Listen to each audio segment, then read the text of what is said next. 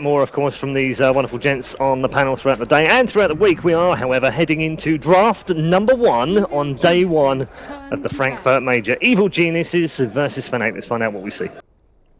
So with ban coming out first from Evil Geniuses, this is no surprise. Fnatic's bread and butter. I've probably seen them win like 50% of the games just off the back of that hero. What else do we see? Tusk ban, also no surprise. Puppy figured them out at ESL when you just first ban the Tusk, and they have to pull from a wide variety of strats instead of being able to use that as the cornerstone. And so the Doombringer ban from Fnatic also makes a lot of sense. It is just by far the strongest hero in the game right now, so you have to ban it out knowing that Evil Geniuses have that first pick.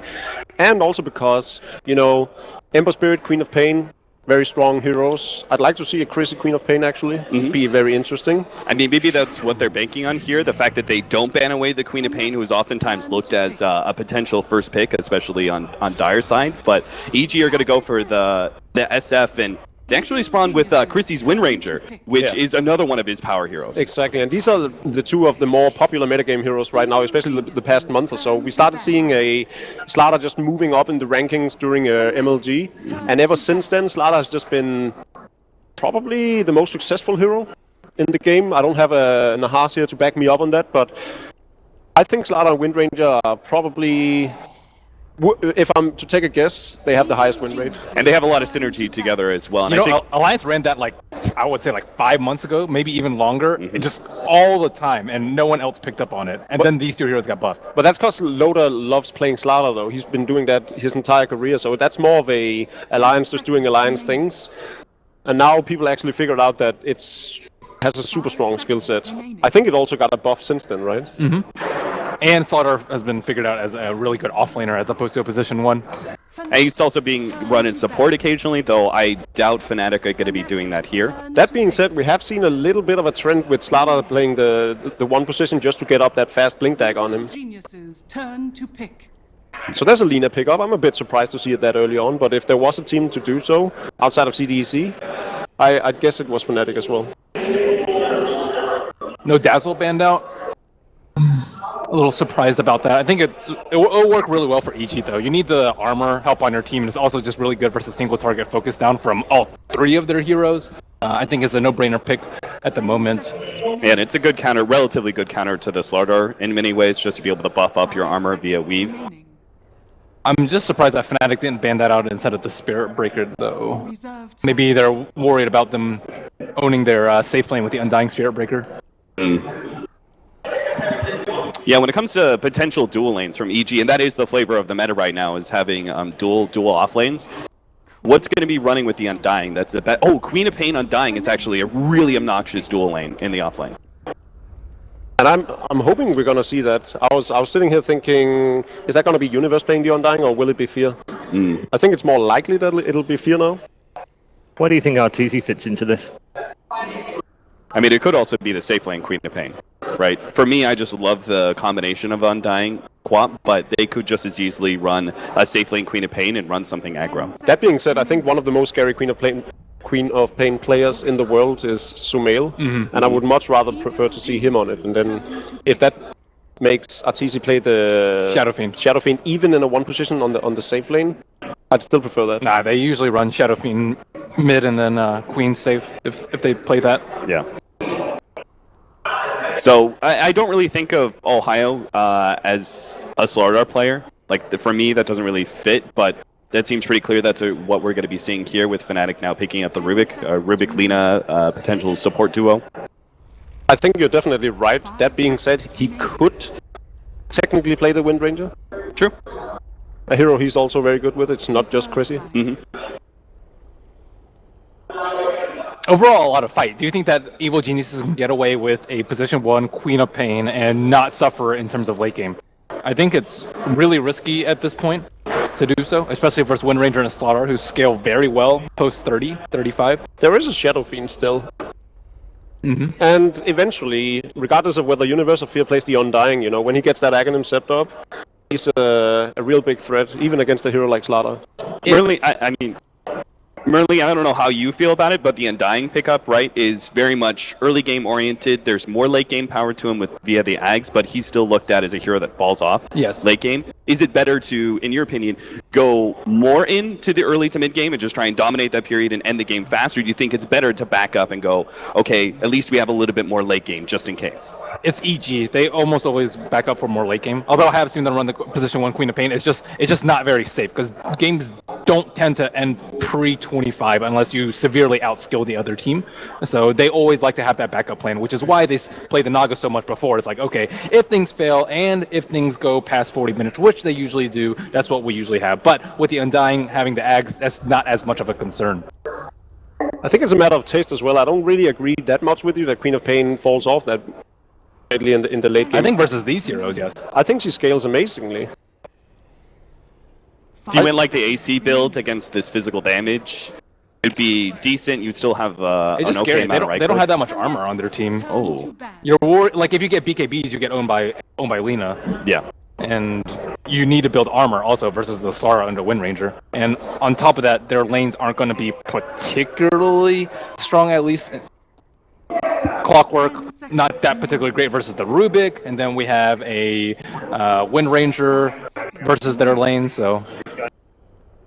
I think it's one of the better heroes to lock down Slardar, though, because his mobility is such a key factor via sprint, that I think that Clockwork versus Slardar going into the early to mid game is a decent pickup, but I do agree. I think there's some certain pitfalls, and I think that's why they were taking so much time on that fourth pickup. So the Winter Wyvern is banned out. They banned out the Disruptor. Do you agree with this? Because I think a Shadow Priest or an Ancient Aberration would have been a much wiser ban against or this even the lineup. Omni Knight, I think might be... Or even the Omni Knight. That's not even bad. Because they have all single target on a Fnatic. Omni Knight's not that great versus Rubik, but it's, I think, amazing versus their other three And of all heroes. teams, Fnatic should know the strength of Omni Knight.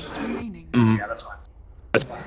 I'm okay with the Omni, but at the same time, I think that Disruptor works really well with very aggressive lineups that EG has. You're able to take advantage of winning early team fights and always get that extra pickoff. Plus, you have a slight vision advantage as well via the Clockwork that I think is really key for a Disruptor. I think everything kind of lines up that would make Disruptor a powerful support, but the Omni Knight would be really dangerous as well. Viper.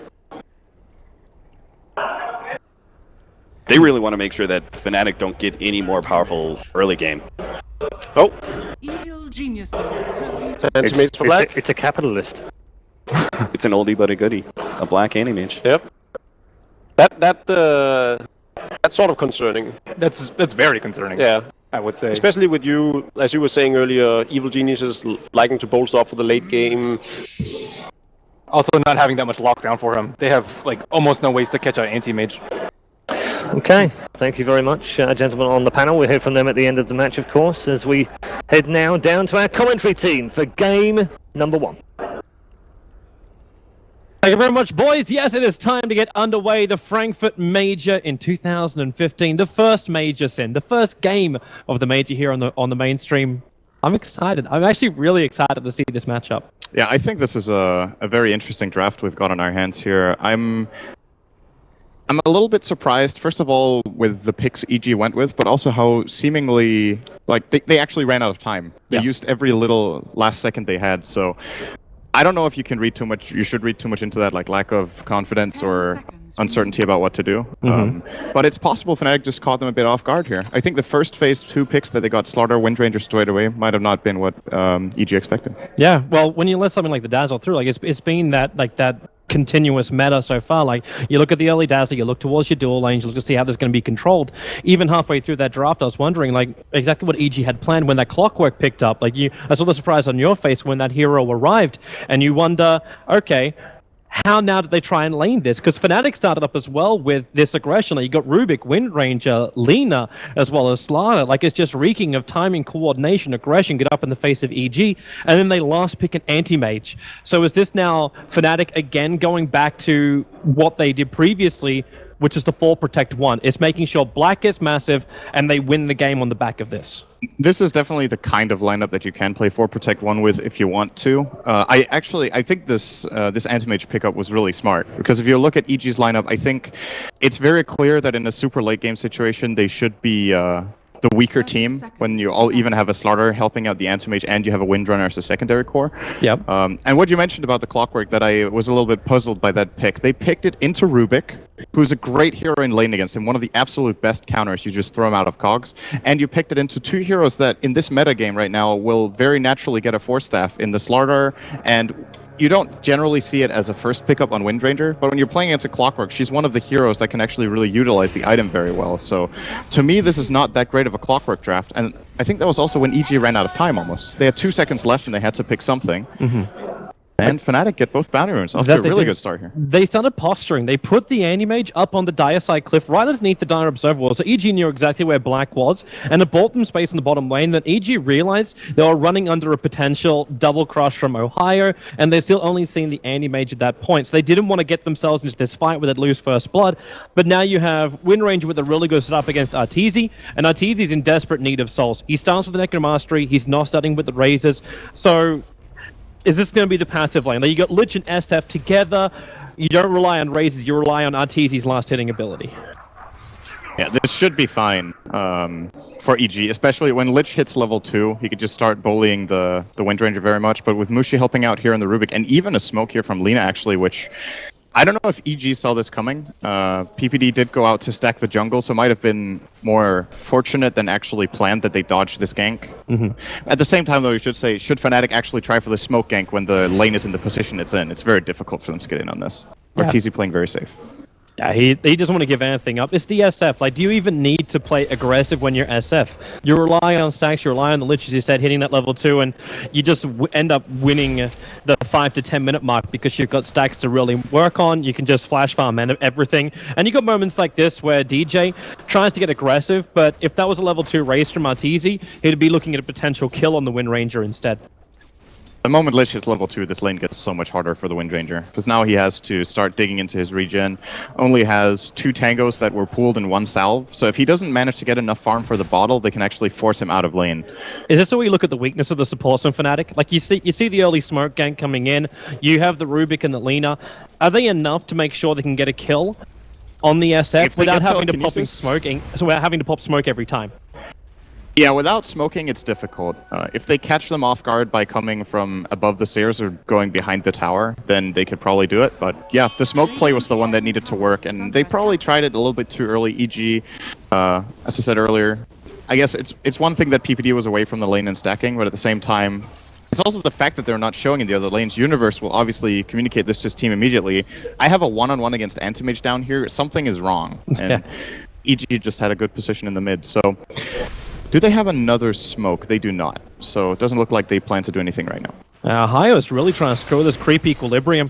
He's going to turn on the sprint so he can keep the creep aggro, drag it up the hill, and then he'll be able to actually get this timing almost right. In fact, I think the creep wave might be... No, he's actually got the timing perfect. He's going to be able to lock this creep wave up between his towers as well, and this is going to really mess around with Samael, who is playing the differently tagged up Queen of Pain on that safe lane. And you want to give him the space, because I know Black, I mentioned to him, I talked to him just before this game began. I'm like, okay, man, what's the most important thing for you coming into this game? And one of the biggest things he actually flagged was Denies, which he's only got 1 of so far. So Black, I'm very, very disappointed. So this is not going according to plan. It's not, because he's not dragging the creep wave back. Universe has 4 levels already, and that's I think the reason why Net has to try and come in. He's going to miss the Light Strike array because there's no ability to set up without the Rubik. But they're trying to just push Universe out of the lane. He's already got too many levels, and Black needs to get ahead of the Queen of Pain. Yes. Slight lead for EG already in this early game. They got to play the lanes like they wanted, I think. For them, it was probably a positive surprise that Universe got level 4 already right now. He could have been maybe level 2 or 3 if the supports were focusing on that lane, and it's not like it's cost EG much in other avenues. Mushi and Ohio. This is the perfect time. PPD tried to initiate some Mushi. Just needs that telekinesis grab, and he'll get it. Ohio will be the follow-up stun, and DJ lines up the power shot. There's your first blood going the way of Mushi. The support player for Fnatic. After being a spectacular mid, he knows how to gank it up, and a great start for Fnatic here. Mushi also needs this to succeed. He's level 1 minute 4, and Rubik is a very weak support when it doesn't find... you don't have to find early levels necessarily, but you need to get the level 6 at a reasonable timing, and he's been... Is there ways to make space for him later on? Like, is that when we look at the rotation of the Lina when she hits level 6? Is that the play for him? They could do that. They could also, of course, transition the Anti-Mage into a little bit of jungling if he has Ring of Health and Quelling Fierce Blade. really committing on this top lane, dropping the Tombstone with a Shadow Strike. Ohio gets a double crush, gets rid of the Tombstone, and with a follow-up drag back, it's not going to stop Sumail from blinking himself forward. There isn't enough damage to kill off their Slaughter. It's only a level 1 Shadow Strike, and Mushi knows he's in trouble. He's hanging in the tree line while the creep wave is here. He needs extra support, and it's coming in. It's Selena on his way, but Mushi is already dead with a Light Strike array. The controller's on the Queen of Pain, but Net doesn't have the damage to follow up and kill off Sumail. So at this point, Mushi is down, but Fear needs to get himself out of here. They lose their courier at the same time. Fear taking so much damage from the tower. There's trouble for Sumail. He blinks himself forward. Net's underneath this Queen of Pain, and Sumail turns around for another kill. Ohio crushed back off cooldown. He'll need another hit in here, and he's able to claim it. Sumail down for the count. Fear limping himself away on this top lane, and we now level up the board at 2 apiece. Yeah, that courier kill, though, is very important. That should bring Fnatic up to speed again. I think the goal should be pretty even now. Yeah, slight lead for them, picking that up. It's the RTZ boots as well. Yep. So it actually has something of value on it. He's doing a couple of jungle camps right now, though, so I guess the first minute or so that he loses of the courier's death time isn't that important, but I definitely agree that could be a problem. Courier snipe the other way. There's no speed boost on that courier. Actually getting it. Yep, they're going to take out the courier, but can they claim the Wind Ranger as well? The Shadow Strike and the Frost Blast. Slowed down DJ. Oh, Sumail's level 6. He should be very dead if this blink comes out. Oh. You've got an illusion rune, however, which means DJ's going to be able to regen up nice and quick. Looks for the shackle. Can't latch it perfectly, however, and there's your Sonic Wave. Finding the kill. Ohio couldn't arrive in time to get the stun off. And now they can try and turn. Mushi picking up onto Sumail. The blink is still on cooldown for now. Let's one last scream go. Slaughter sprinting. He wants his way in. That range creep's giving the vision. In fact, Black has arrived. There's not enough mana for a mana void, and no one's really lost enough mana for him to really inflict a level of damage that would cause a critical kill for EG. So a big rotation coming in from Black for no real reward. Let's give Lina some time bottom, though. The lane is not empty, so this is not that expensive going for an attempt like this. If he gets the kill with Mana Void, it's of course very much so worth it. Yeah, at the end of the day, perhaps not the best rotation out of Fnatic. And I wanted to mention, what do you think about this Slaughter skill build? Because to my knowledge, you almost always max Crush first, and he's gone 3 in Sprint. I don't seem to recall this being the norm right now. As far as the sprint goes, I agree with you. This isn't the normal. Like, going for an early point, like a 1 point up in sprint with boots first for an offlaner, has been happening of late. But to go for the 3-1, that 3-2, that's not as common. Because you always look for the crush. You look for that ensured damage as well as stun time. It scales so well. Like, that's the thing. Yeah. If you compare the two abilities, you get 8% move speed out of sprint, which is great. Is there a specific thing necessary? though? Like, maybe it's to go up against like the Frost Blast. If you get the Frost Blast slow in comparison to like a level 3 sprint, does he gain a certain advantage? Like, because you're going up against a slow of a potential Undying Tombstone as well as the Frost Blast. These are your two controllers. Does that value point give you something? I don't think that 8% speed makes that much of a difference. If you're slowed by a Frost Blast while you're sprinting, you're still slower than the enemy team. So I don't think it compensates for it. It's definitely true that there are more slows in this game that he can try to counteract to some extent with it. But yeah, I would have personally preferred to see the Slithering Crush leveled up. It scales so incredibly well. That extra 0.3 second stun time and 50 damage, especially now that he's level 6. Now he has Amplify, so it deals more damage, but he doesn't have the skill point in it, so it's not that scary. This is when I also start to wonder how EG approach the next point of the game. You're walking around now with a Slaughter who has level 6. Like, he moves up straight away, uses the Observe Wall to get the vision over on Sumail and amplifies him up. So they keep the vision and they understand that Sumail is going for the early Orchid build. Ohio still doesn't have this Blink Dagger, so doesn't have the aggression. Can you posture as Fnatic saying, we could be looking for a kill? Net's almost level 6. Can you make EG go into full defensive mode and buy more time for Black? I don't know about you, but the feeling is that Anti-Mage's Black's Anti-Mage, other way around, would easily be able to outcarry the EG heroes going into the late game. Yeah, it's a timing window thing. I think EG's lineup will be very, very strong come minute 20-25, and they will look to start pushing with the Shadow Fiend probably getting a mech, the Undying having level 7 at least, probably higher. This mech's pretty late though, because he went both treads as well as Aquila, as well as the full wand. Yeah, it's gonna take a while. I also think if you had the mech right now, it would not be the time for them to push yet, because they're still missing the levels on the Undying, and they want the Orchid too for that, but Something else to note too, normally Fear has a little bit more success on his Undying. I'm saying that when he's got 33.3% of the kills of EG, aka 1. But he normally likes to go into that early Aghanim Scepter. I think he's like one of the very few people that actually prefer that direct build in. As top lane, Tombstone's down, Ohio. Oh, Mushi, that soul rip. It did enough damage from Fear to ensure the kill. Now we've got himself 50% of the kills for EG. And they're really attacking. Frost Armor up and pushing. No mech required. The Tombstone will make sure the creep wave remains at bay, and this tier 1 tower is done for. There's nothing Fnatic can do to stop this push. Yeah, the tower had already taken too much damage before EG got here. Fnatic have good wave clear. They have Dragon Slave and Power Shots. They could, and even Fate Bolt, so they can definitely defend towers, but not when the gank comes in like this. It catches them by surprise, and suddenly there's 4 heroes. Nice hook shot, middle lane. Universe goes on DJ, but this is what we talked about. Mushi, so good with that Rubik, up against the Clockwork, just throwing Universe back over on top of Sumail. So they can't find the kill, and this was a force. This was Fortification and a hookshot to try and catch him out, while Fnatic were trying to pressure the tier 1 tower in the mid to get a trade-off. EG commit TPs, they commit the first hookshot as well, and Black continues to farm on bottom lane. It's fine. This is a very close game so far. I mean, we're only 10 minutes in, but just looking at the game plans unfold here, I think both teams are actually satisfied with the situation. The really important things that will happen will be in about that 10 minutes of time. Shadowfiend actually went for an overclub, so it looks like it's not going to be the mech build this game for. So who becomes their mech builder? Because right Could now, be Undying, or they get none. or you can put it onto PPD, but you'll be looking at like a 30-minute mech at this rate. Too late. Yeah. I think. There goes your mid tower. So it was a simple chip off once that fortification was gone. He's doing work bottom though. Again with anti-mage's rotation. Oh, the shackle, because they can use catapults now. Arteezy trying to run away. DJ going to keep up with him with that focus fire. Arteezy dropping, but the extra control. Net's too far away. He had the Laguna Blade available as well, so they just needed one more controlling ability to lock down Arteezy, which would have ended in a kill. How much damage did he get? He got 2/3 of the tower down here, so good play by Arteezy here, identifying that Fnatic had rotated and everyone into mid. Now DJ again, this time there's no Rubik to save him. No, but they have Net available and Universe Laguna Blade down. That Soul Rip is going to do some work, and in fact Fear, with his ulti out and Tombstone down, has the confidence just to push under Net. And I think Fnatic are cutting their losses. They'll accept the fact that Net is going to die next to DJ.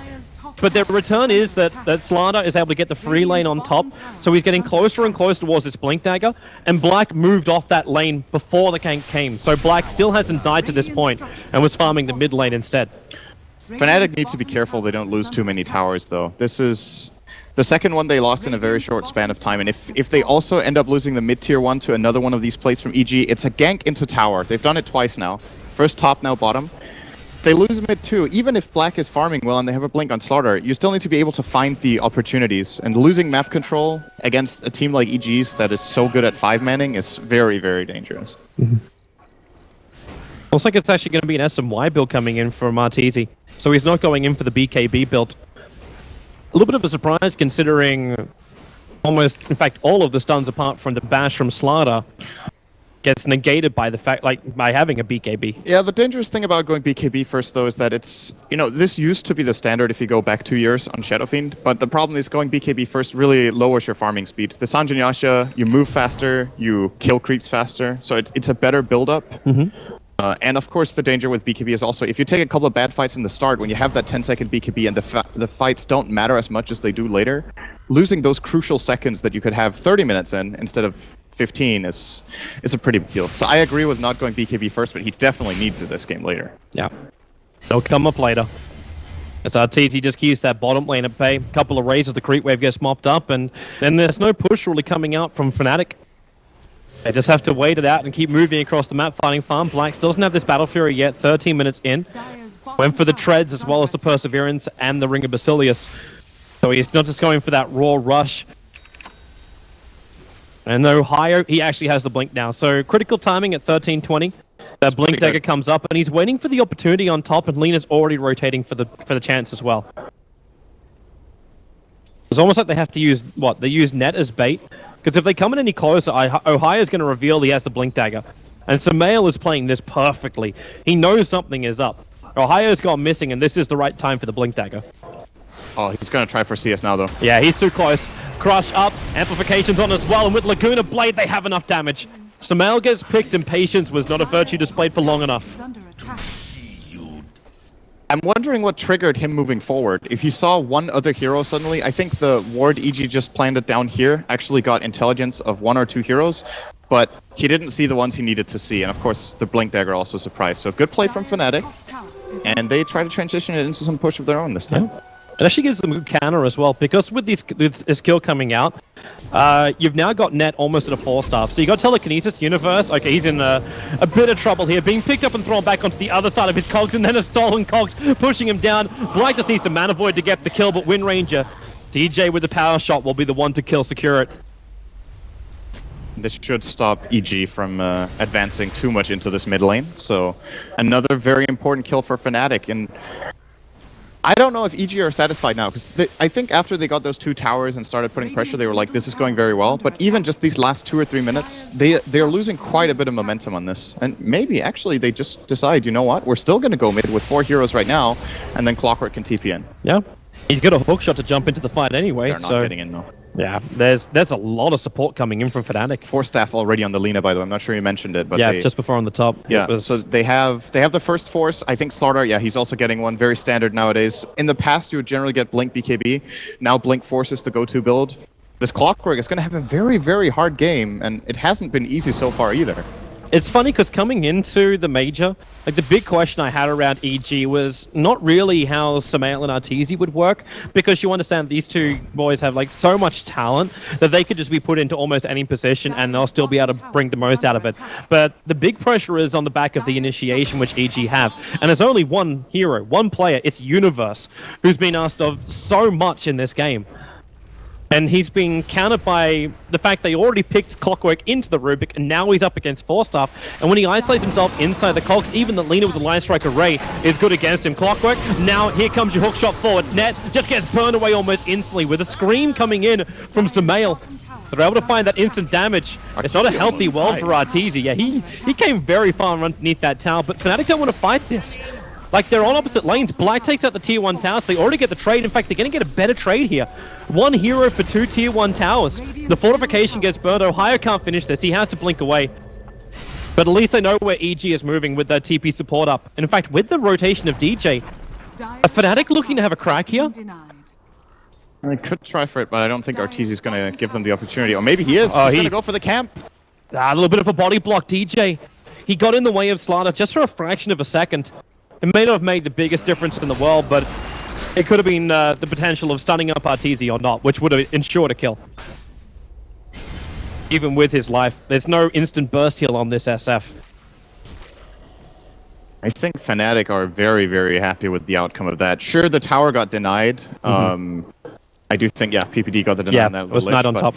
It's still more than good enough for them. If you jump into this game right now and you ask, just based on lineup and position in the game, not the players themselves, what position you'd rather be in, I would pick Fnatic's situation in this game right now, that's for sure. Because you got Nanny Mage, who's nicely farmed up. Slaughter got the blink early, they're getting multiple 4-steps against Clockwork, they have better late game in my opinion. They didn't lose enough towers at minute 20 for me to give EG the advantage. But here's the wild card of the game, of course, the dire Roshan advantage with Shadow Fiend. And it looks like Fnatic don't have any idea. Actually, they did ping it with Ohio. The Observer Ward. There's an Observer Ward up on the hill to the north, and it's scouting this out. Now, the question is going to be who else can they get? And they find Universe out of position with Lacuna Blade. The Observer Ward gave them all the information they needed to. And EG, now they've got the tougher question. Do they finish this? You've got DJ who's focusing the tier 2 tower in the mid. And in fact, with the reveal of the Animage on top, yeah, they're not going to do anything about this. In fact, Fnatic just try and go for the damage into the tier 2 tower as a trade-off. They get the fortification out and then retreat. Kill on Clockwork for the trade of Roshan. But now the question then poses, what can EG do with this Aegis of the Immortal? Is this when they push? Is this when they attack? I think this is when they want to, but once again, I don't think their lead is significant enough to make this easy. Of course, they can put Arteezy in the front line, and one thing we haven't talked about too much is that, yes, Fnatic have great wave clear, but their single target of bringing down this Aegis without committing right now it's difficult. They have Laguna Blade, which is nice, but in order to kill off Arteezy, they have to commit someone into close range, either Slaughter or the Anti-Mage, and they don't really want to do that right now. So I think Fnatic will just split push the best they can, and if they have to sacrifice one tower, they might just do that. How many 4-staffs do they have? It's about to be 2. It's about to be 2. No, it's about to be 3, because Rubik almost has his. Slardar is, I guess, yeah, he's 1,000 off, so not that close. They're looking at a 3-4 staff lineup then. Ohio, Ned, as well as Mushi together. Dire's top tower is under Anti-Mage obviously has his blink, so he won't be controlled from that. And in fact, Black, like you know what's going through Black's mind. Apart from golden coins, you're looking at now a Vlad as well as a Battle Fury. He's always going to be high life. He can always do this kind of thing. Pressure underneath the tier 2 tower, because he understands with a little bit of farm, with a little bit of time, he's always going to be able to take out these towers. And because EG used their fortification on the tier 2 tower in mid, they have to Fear's in TP back. trouble. But it was a trap. Ohio was waiting. Fear thought he would be enough, but obviously wrong. Now they take the kill on Fear as well as the tower. The Clockwork hook shot up, however, is going to try and cancel this. Ohio, he doesn't have a way out, doesn't have that 4-staff yet. Wants to bite the pieces for it, but just doesn't really have the time. But Ohio, yeah, you can't run away from that. Not with a level 4 rocket available for Universe. What a great hookshot that was. That was absolutely perfect. He had to hit exactly Slaughter. I think if he doesn't hit Slaughter alone, if he hits Slaughter and Antimage and cogs them both in, he kills neither. Because then AM can tank some of the damage and then blink out. But he got Slaughter isolated and knocked away the Antimage, so very nice play by Universe there. Check out the build as well from Slaughter. Like, we're changing up the build. I was wondering if he's just going to buy the 4-staff and go into the buy the staff and go into the 4-staff, but he gets the start of a BKB with the Ogre Club instead. Okay. I guess the play call from Fnatic is just, you know what, both of our supports have got enough gold. This is something you can't plan for early in the game, that you're like, don't worry, minute 20, both our supports will have a 4-staff, but then when you see how the game is going, you can obviously just adjust your build a little bit, and Ring of Regen costs him almost nothing, so. That's really good for Fnatic as well. Like, just a sign for them coming into this tournament, the fact they can adapt on the fly, they're just not locked into their own worlds as players, which was always the fear with a team that had Black in it. We can flag him as like a great export from Europe over into Asia, but it was always that Black is a farm hero, Black is a farm player, that's all it really goes for him.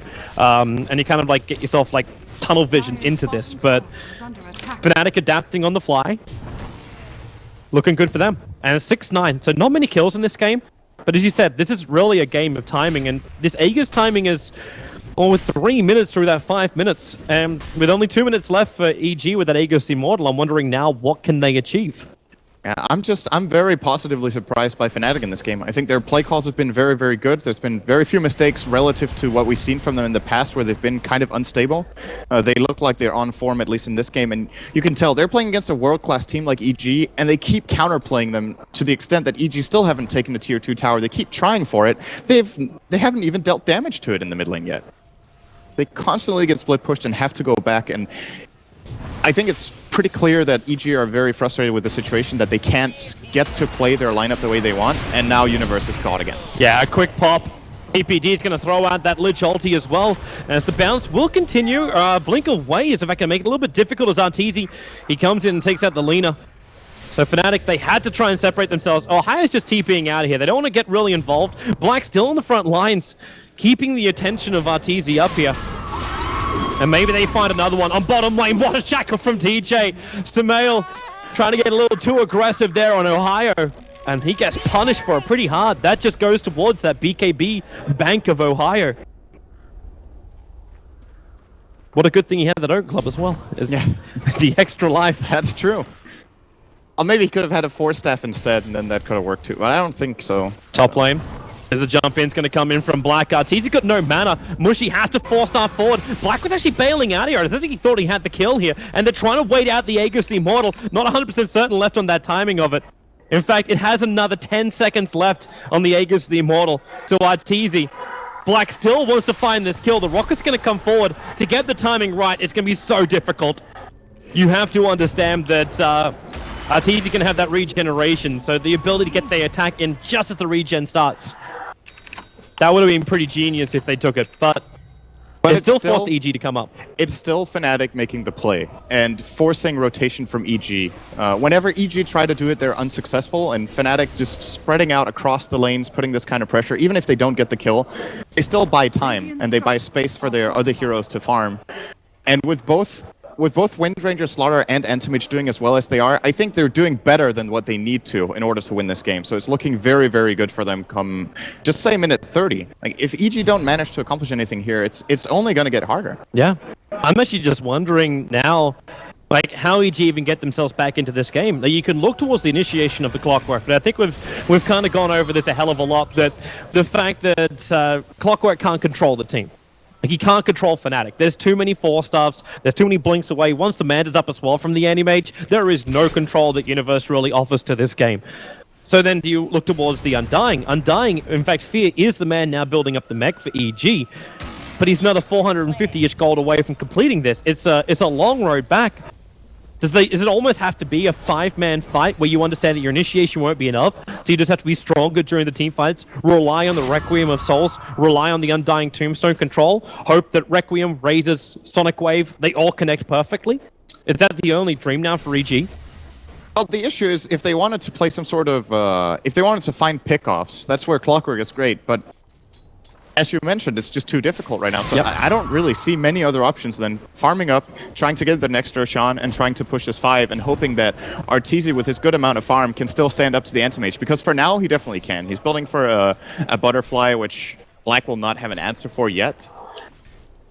But my issue is still, you've looked at this game over the last 7 minutes, and you can see what EG are trying, and it's just not working. I don't know, with extra farm, if they even get to the tower at that point. Fnatic just keeps split pushing them and disallowing them from playing that kind of Dota. Yeah, that's actually probably the greatest point ever. The fact you got Arteezy, who, as you said, like, he can battle up against the Anti-Mage, but is robbed of the opportunity to do so. So, EG, they can't dictate the pace of this game. They can't dictate when the initiations happen. And in fact, Ohio is, again, just looking at Arteezy, and you notice EG's reaction. EG are playing the reactive game. Fnatic initiate, they react. And then Fnatic is like, well, we know we can do this. Ohio is all by himself. Like, the lane is coming up. They're sitting just on the edge of the lane. And while all this happens, Black now finishes his full mana style. Arteezy is being pressured, so he's not being able to, like, efficiently farm.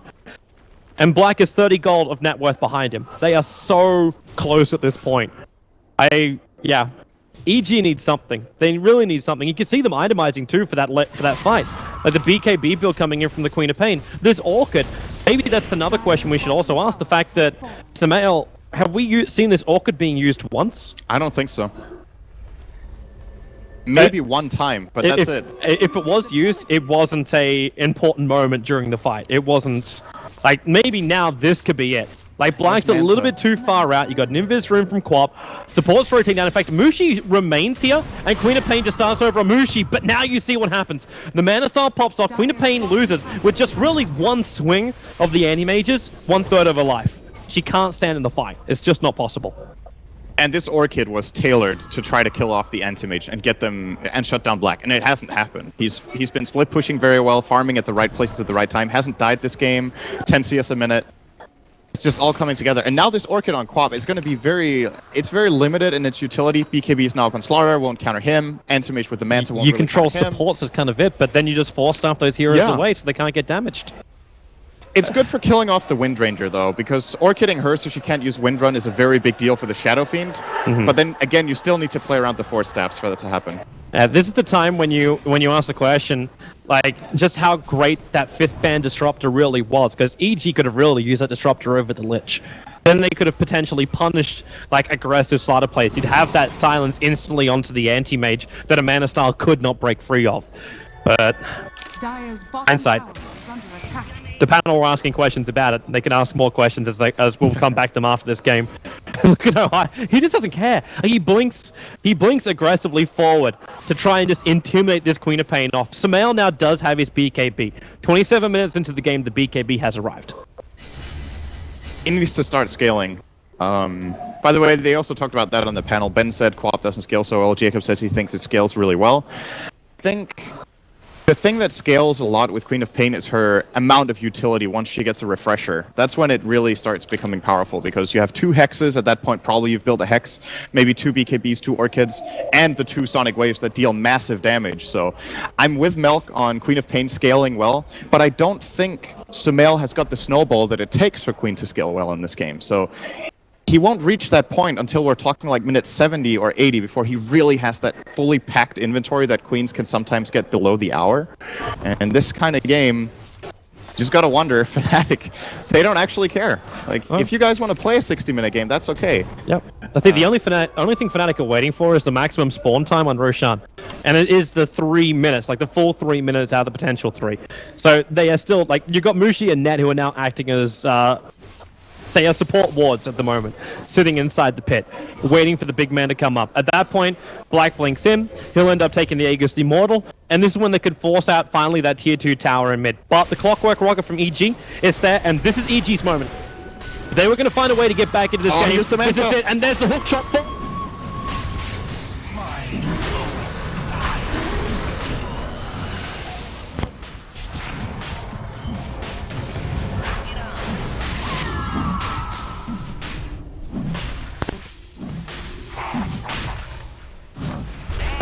They come in, they'll grab Roshan, and there is nothing that Fnatic can do about it.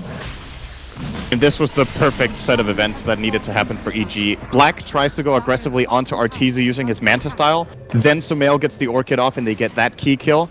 They get into the Roshan pit and contest.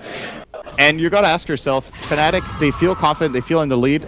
I don't think they need to go Roche. I think this is the best chance EG have at coming back in the game, because that is where they get their 5-on-5, or in this case a 4-on-4 essentially, as it was toward the end. Fnatic should just keep split pushing and disallow EG from ever going to the pit. And then they're like, well, we don't get Roshan ourselves, but you know, there are not that many kills happening in this game, so EG will never get the opportunity to do it if Fnatic just keep playing the same game they did for the last 15 minutes. You're right, and if EG do try and force it, then Fnatic just punish it. Then they can either split push or try to fight them. Yeah. But essentially, they gave an amplified damage to EG and were like, hey, you guys can get Roshan faster Now they're going to try and get the Aegis Immortal back. Arteezy picked up in that mid lane with Laguna Blade. DJ can't get a check of the latch, and, well, with Fear sitting behind him, both Tombstone as well as Sorap, there's not that much that Fnatic can do to get the kill. Even when you pop Laguna Blade, it's a level 2, and it doesn't have the Ags upgrade just yet. Tis mine. So, yeah, Fnatic now, they sit in a position where they were sitting on about a 6k net worth advantage, about 6.5k in the experience, and just from that Roshan fight, they've lost the majority of that, especially on the experience. They're still ahead, though. If EG don't manage to get towers with this, it was a good play from them, and it was definitely necessary for them to get back in a good position in the game. Yep. But we still need to see them transition this into some sort of bigger advantage. If this Aegis just expires again, you're buying Fnatic another 10 minutes. Yeah. But I don't know if EG can do Oh, it. higher. Nice jump forward. Universe completely destroyed. Even gets that bash chance out from Slaughter.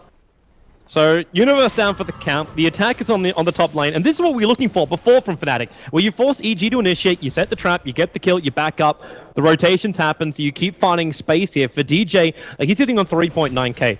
He can just work into this Monkey King bar eventually and attack direct, like, onto the Shadow Fiend. No problem. Black again attacking into the tier 3 tower. PPD has to remain. Sumail can't go ganking with this Orchid, so he goes on Black, but Mushi 4 stars forward. There goes your Mana Style. The Lich Holy from PvD pops out, but instantly Fnatic, they disengage. Mushi, where's your stuns? There's nothing available. He'll just TP out underneath the EG nose, and Black goes back to farming up the Dark Camp. So they got a rotation from the Shadow Fiend, they got half a tower, 1/3 of a tower, and they got the BKB of Sumail for nothing. And this is what they can do when the Clockwork is dead, because Black is not scared of getting caught. As long as he holds onto his Manta until the Orchid comes out, EG have no counters. They don't have any secondary silence or stun apart from that Clockwork hook. So it's just not possible for them to punish Black. So it looked, in a lot of games, the nice hook shot. The 4-staff down by Net instantly went into the TP, and Universe just read it perfectly, gets the hook shot, and gets a little bit of breathing room for EG. A little bit only. Black's already back at that tier 2 tower to try and take it out. Dire's middle tower is under And they have to use fortification instantly. Dire's structures are Curious to see how this one plays out. Well, Black hangs around, but there goes your Mana Style. And then blink away to safety. What does he build into? So you're sitting at 4.8k now. Do you try and go for more survivability? Do you go through the tank?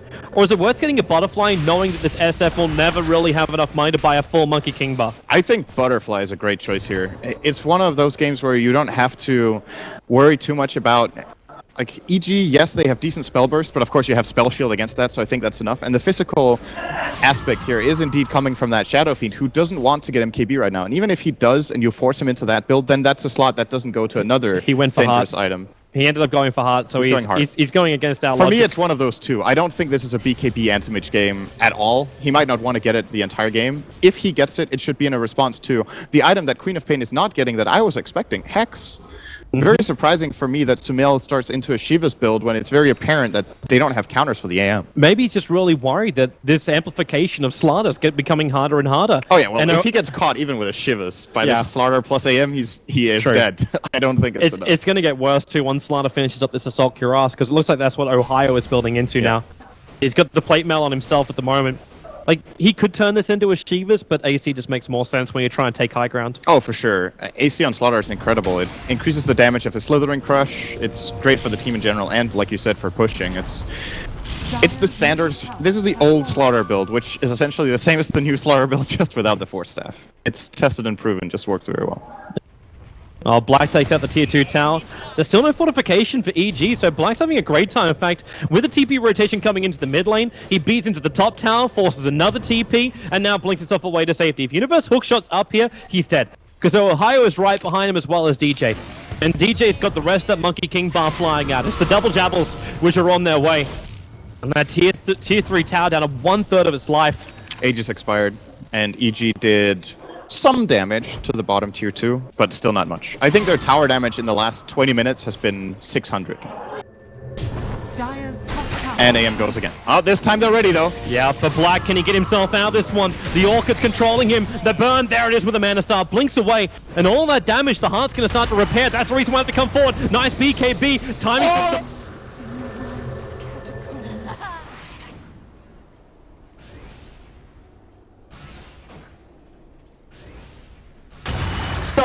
Goes for the crossbar. TZ commits the BKB, so he'll get Ohio in return. But wow, Queen of Pain, fragile as ever, even with the even with the BKB. See, that's the problem. Like, if he gets amped up after BKBing, Windranger or Anti-Mage will just shred him. When you're amped up and there's Focus Fire, I know how much that hurts, but it still surprised me how quickly he dropped. And that's just that MKB build from DJ right now. He died in literally 1 second to Focus Fire. That's got to get you worried as a Queen of Pain player in this kind of game. Well, it gets you worried as EG in general, because now you're almost fully reliant on the Shadow Fiend. The Shackle, that could have been a brilliant Shackle on bottom. But yeah, you lose Sumail that quickly. You have to understand that Arteezy, like Black is playing with him at the moment. He's keeping the attention of EG on the top lane. So the rest of his team can continue to find more and more space. And he's not losing out on anything. Like, he's still farming up the Dark Jungle while he does this. But he's making it so Arteezy is always pressured, always low on mana. So he can't even go for a Raise and Requiem combo at the moment. It just doesn't exist. There's no mana for it. He has to TP all the way back to base. And where do you go as Arteezy? Like, you've got the Helm, you've got the S&Y, you've got the Butterfly. You need raw damage at this point. Do you just assume the Anti-Mage will go Butterfly as the last one and you need a Monkey King bar? Or do you feel like you can get aggressive enough that you can get the Daedalus out? You ensure a quick kill. Actually, no, he has to go Monkey King bar. He's up against the Wind Ranger, right? Yeah, that's the thing. Like, there's multiple purposes for getting an MKB here, but I don't know if it's the choice. Is he going Skadi? I think this is Skadi or Hex. Okay, he might be changing his mind. Okay, he's going MKB. He changed his mind into that. So I think it obviously makes sense against the Wind Ranger, and when Anti-Mage gets a Butterfly, it's great. I just don't know if it's enough damage. And I'm saying that when I'm looking at a Shadow Fiend with 350 damage, I still don't know if it's going to cut it. If he has to sacrifice his lifesteal eventually to get another damage item, or his S and Y, and then just use the Butterfly for the move speed in the fight. Because yes, if he gets to lane to this Wind Ranger, it's great. But you know Fnatic's response. This is not the kind of game where you go in with BKB Shadow Fiend, you just start hitting stuff and they can't respond. They can amplify you and just focus fire you down. And I don't know if Arteezy has the tools here. It's a very difficult Shadow Fiend game, in my opinion, in general, when you get to this point. So it's difficult for Shadow Fiend. Queen of Pain dies in a fraction of a second, and the Clockwork is out-controlled. The Lich ulti does almost nothing to the cause of Fnatic, because even Slaughter, like Slaughter's just shy of 2k, but the Anti-Mage has 2.7k plus having that resistance. I'm not certain the path. You've even got the null field to stack on top. That's true. We haven't talked so much about that. It's level 2 right now, so hence not much reason to flag it. And Mushi's still sitting on 2.2k. He can buy his Blink Dagger now, so he got Blink Force over on Mushi.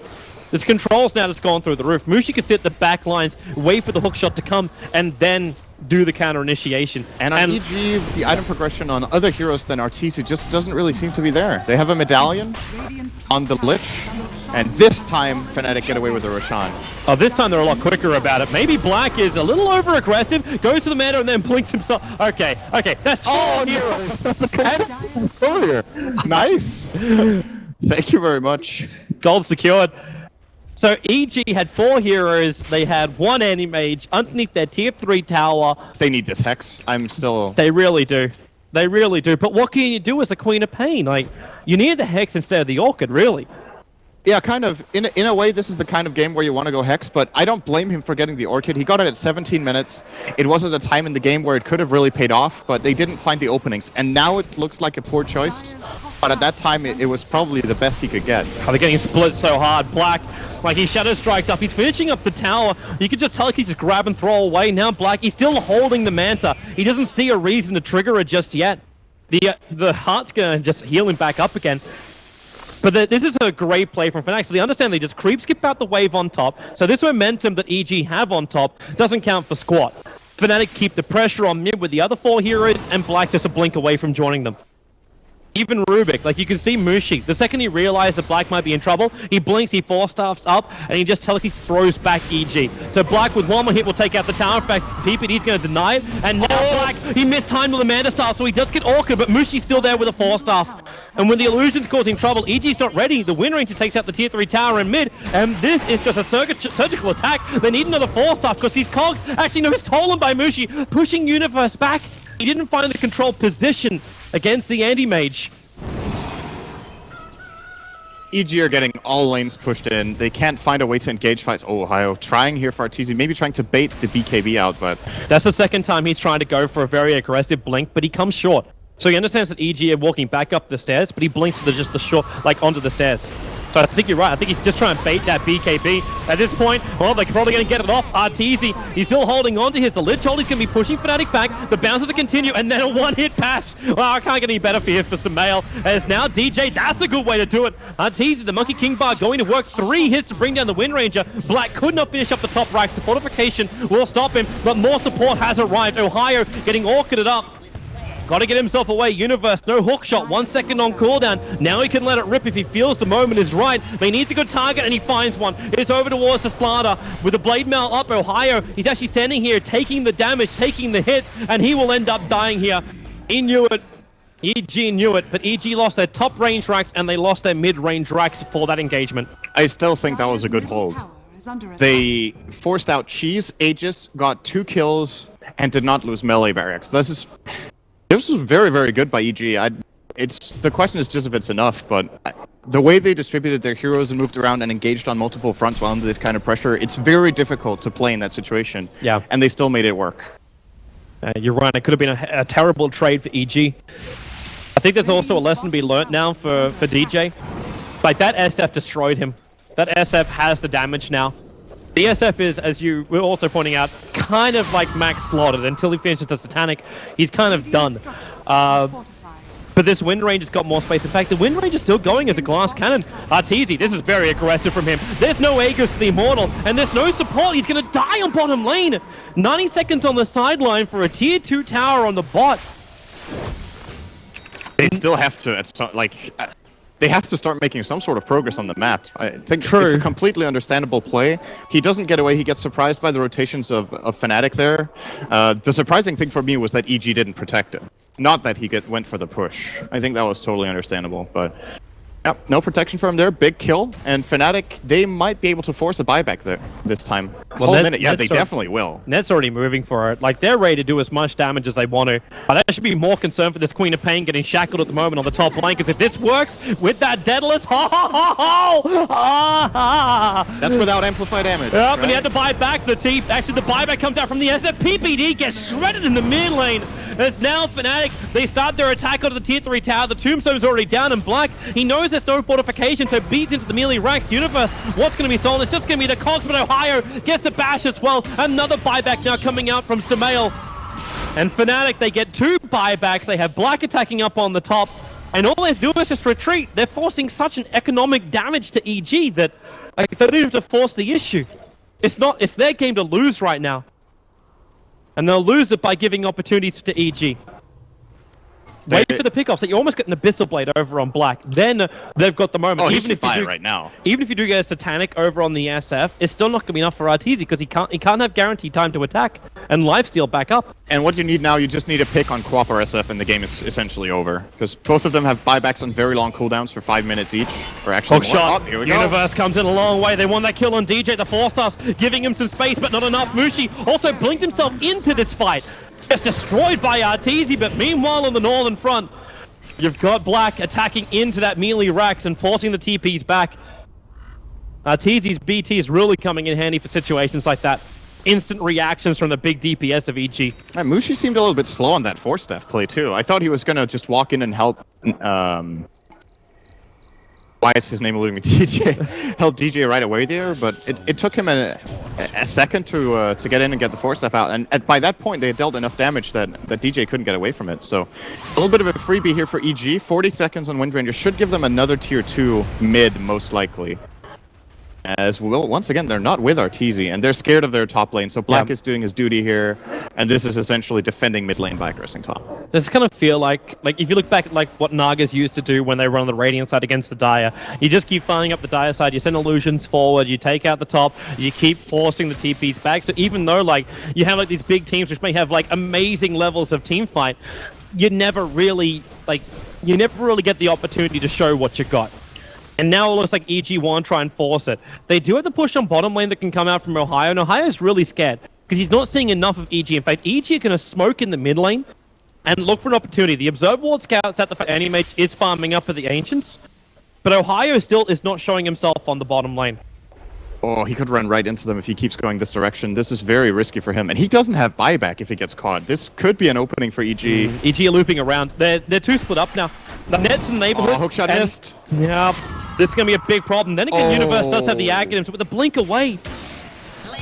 That is not good for EG. That's a big smoke blow. Yep. And they really need like to get a kill and then to take out these tier 2 towers. As you said, like achieve something on the map, which they're just not doing. And in the meantime, Animage is looking for his 5th item. Like he'll get the Moonshard eventually, but like, he can still sell off this Vladimir's offering and pick up something else. And in fact, he just goes directly into the BTs. It seemed like at that time, EG had the best position on lanes that they had for the past 15 minutes. Like, they finally had the top lane pushed out far enough that they could make a play, and they pushed mid and they went for the smoke. It was the exact chain of events that they should be doing there, but the kill just didn't happen. And now we're back to square one, where they have to, oh well, time to defend top again, time to defend mid. It's a rinse and repeat. They don't have to go back to the drawing board, just go with the same plan. Because there is no other plan. It's plan A or plan A. The Satanic is done now for Arteezy. He understands he doesn't have buyback anyway. It's still on cooldown for another 3 minutes, so he'll farm his buyback money later on. But this is when we have to look at the control on Arteezy during the fights. Like, how much can the Satanic do? He knows he's already dealing enough damage. With the Frost Armor on the back of him, he's already up to 34 armor. So there's a lot of survivability coming out from this SF. If the Wind Ranger gets enough space with the control from heroes like Slaughter or the Abyssal Blade of Animage, and they bring down the SF, without a buyback, EG are in a world of hurt. And in fact, his Wind Ranger completed. He bought the Daedalus recipe. Yeah, he's saving for buyback. He needs another 200 gold, and he'll have buyback as well as the Demon Edge. So he's he has a lot of reliable gold. He could actually, Yep, he's good. That's true. And in fact, during a fight, you're probably going to earn 200 gold as that Wind Ranger. It's a risk you don't want to take, though. If you get blown up and it ends up costing you the game, you're going to regret that really Especially at a major. Like with this format, it's a full best of 3. You want a great start. You want to have the pressure taken off your back, if possible. Like, Fnatic knew they're going to have a rough time. A lot of people were probably counting Fnatic out coming up against EG. EG haven't had the most spectacular performances. Like, ESL 1 was not really the dream. At the same time, it was directly after TI. They never practiced and went. That was kind of it. Ohio. Okay, that's a good hook shot forward, but Universe again. What does the control really achieve? A little bit of aggression. DJ backs up on bottom lane. Blink and Wind Run. Universe's hook shot back off cooldown. But he's not going to go for it. Okay, well, he does, but he misses. Well, wide ball. Had to just randomly guess there. And now Black, as if the split push wasn't bad enough before, with these boosts of travel, he's keeping mid and top out on his own. And what a time for it. Like, it's when EG want to just pop down, try and take out Roshan, while Fnatic, like, backing up and trying to just regain their footing. And bottom lane, Arteezy, he had his TP cancelled, he had to try and fight, but gets bashed up by Ohio, can't even get the full Requiem off, and there's 109 seconds on the side. Fnatic have just opened a huge window against EG. The money is not there, even if the cooldown is just over a minute. They don't mess up now, they easily get 2 lanes, and it's most likely game. EG have to try to find some ridiculous way of buying time right now. Ridiculous is it. Like, this has to be some level of dream from EG if they're going to be able to bring this game back. Ohio, the telekinesis into the crush, the hook shot, a little bit off target there, and with the cogs, they keep him out. But DJ, he just takes out the melee racks. They get what they came for. In fact, with Animage coming in behind, he still needs to bring down this tombstone. The rest of Fnatic can get in. They've still got their 70-second window. The hook shot forward from Universe. Can they keep the control on Black? The Menace Art is available. Now he triggers it, blinks himself away to safety. And EG, well, they've still got 60 seconds left of this siege, but all they lost was 1 melee rack. That could have been a hell of a lot worse. And they end up losing Roche too, but if EG don't lose racks here, oh, they lost, yeah, that 1 melee, yeah, they're still losing both lanes. You know, they've used everything they had. That's not the dream, Ohio. He triggered his BKB. It's on cooldown for 50 seconds now. They still have another 40. I think Fnatic should just try to finish at least this top one and then just call it a win. Orchid on a creep from Sumail. Yep, that's not the plan. And hook shot stolen by Mushi. More maneuverability. In fact, Black jumps forward. He just wants Universe. And maybe now with the creeps that can keep Universe alive. The bash is there and Universe is so low. With the bottom lane is being attacked. The focus fire from DJ. They just want to keep going while EG is locked in. And there it is. The good game gets called. EG will lose game 1 of this first best of 3. The first series here at the Frankfurt Major.